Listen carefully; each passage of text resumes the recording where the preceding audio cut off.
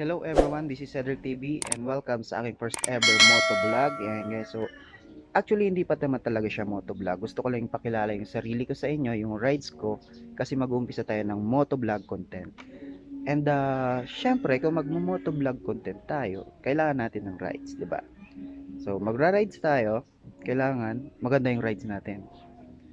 So pagpasensya nyo na kasi medyo luma na yung rides ko and 12 years na siya. At pangalan ko sa kanya, madalas ko tinatawag sa kanya Ducati. Oh my God! Wow! Yeah, so, Ducati ang pangalan. So, hindi siya natural na Ducati, pero tinatawag ko siyang Ducati. And, yun. So, pinapakilala ko sa inyo nga pala yung rides ko. Ayan, guys. Smash 110 Model 2010.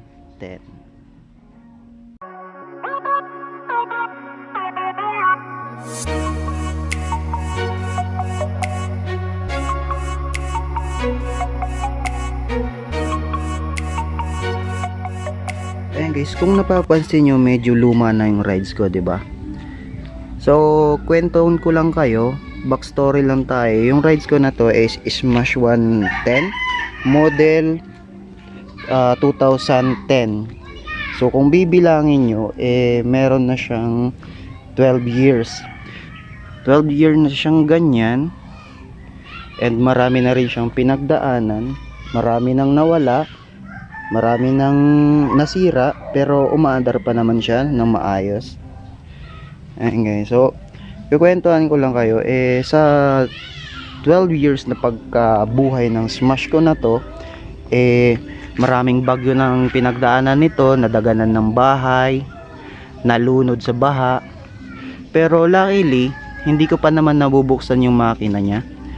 Ay, kung napapansin nyo, madumi yung makina niya. Hindi ko siya kasi winawash kasi tag-ulan naman dito ngayon sa Bicol, kaya hinayan ko lang muna siya kasi siniservice ko siya pang sundo sa misis ko na nagtatrabaho sa private school.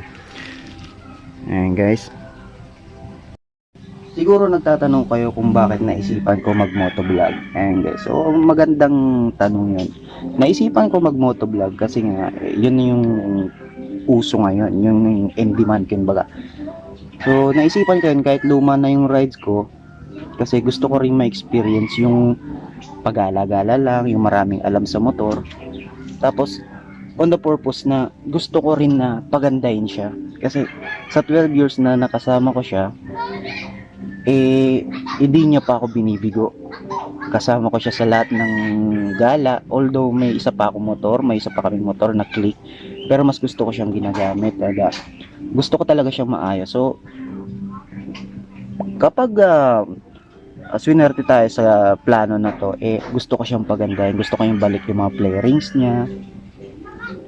Hindi ko alam kung itatay concept ko siya, pero gusto ko lang sa ngayon ay mapaganda muna siya para maganda naman yung mga rides na pagsasama namin sa mga darating na panahon. Okay, so ganun lang naman. So sana magustuhan nyo yung mga content na gagawin ko, yung mga rides na gagawin namin ng Ducati ko.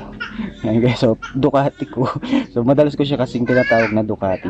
Ayan guys, so sana magustuhan nyo yung mga gagawin namin. Pupuntahan namin yung mga adventure, and hopefully maging successful tayo. So wag na natin patagalin muna to. Siguro naman naipakilala ko na sa inyo yung sarili ko, pati yung rides ko. So abangan nyo na lang yung mga susunod na rides, and see you.